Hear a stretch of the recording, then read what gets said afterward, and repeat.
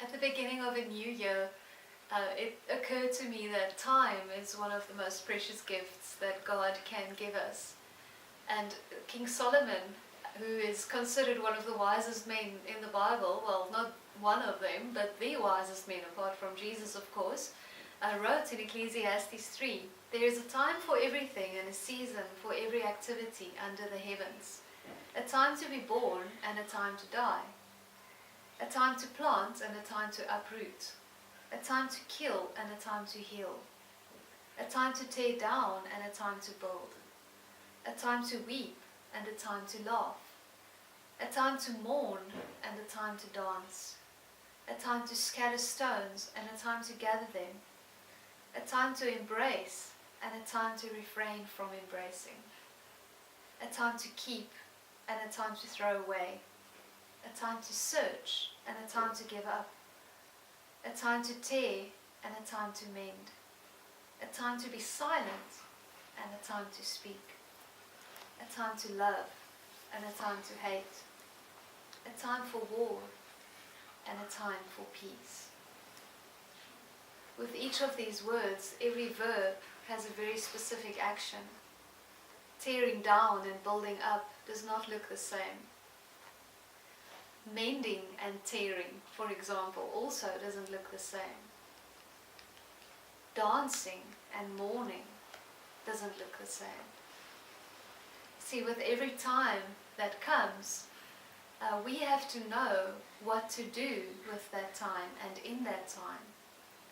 Birth and preparing for a birth is very different from preparing for someone to pass away or for someone to die. A time to plant and a time to uproot also looks very different.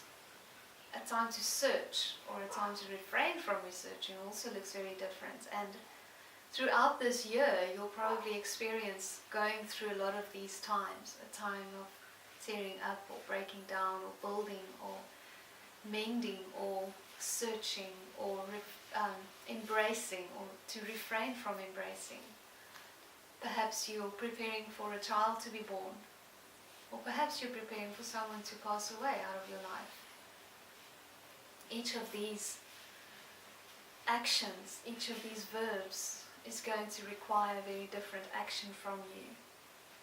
But it's something that God also understands very well.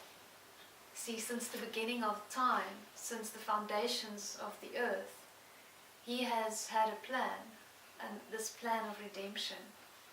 And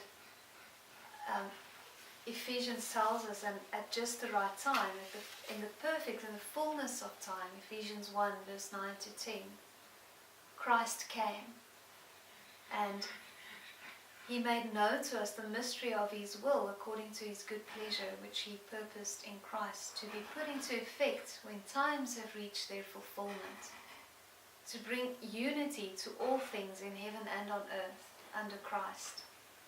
See, this has been God's plan, to bring everything to unity under Christ. And He takes a very specific action. And the very specific action that God took and that Christ took for this to take place was, of course, when He came to earth, when He was born. He lived His life, He ministered, and then He died on a cross. But it didn't stop there. After 3 days He rose from the dead. And 40 days after that, He ascended into heaven. And then God makes us a promise. In the fullness of time, when all times have reached their fulfillment, Jesus will come again. And this is the tension that we're living in now. We're living in a time preparing for Christ's return. Because He will return. Just as certain as He was born and as He died, there comes a time where He will come again. And then He's coming to bring everything under His authority. But it's starting even now. Now you need to bring your life under the authority of Christ.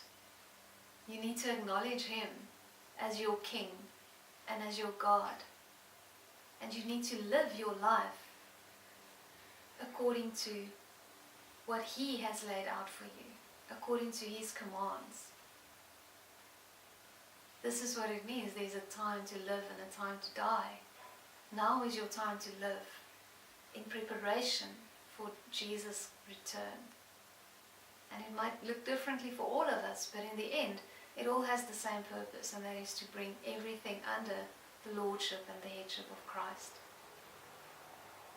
In the Old Testament, there's a story of Queen Esther, who was brought to a specific position in her time, in her specific time, so that she could intervene for her people. See, her uncle Mordecai comes to her and says that the king has issued a decree that all the Jews should be destroyed. And she has come to her place of power as the queen for such a time as this, so that she could make intercession for her people, so that they would not die, but that they would live. And she did.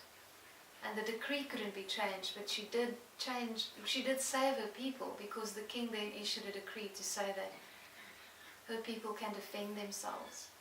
And it was all because at that time, when it was required of her, she stopped, she fasted, she prayed, and then she went to the king and petitioned for her people to be spared.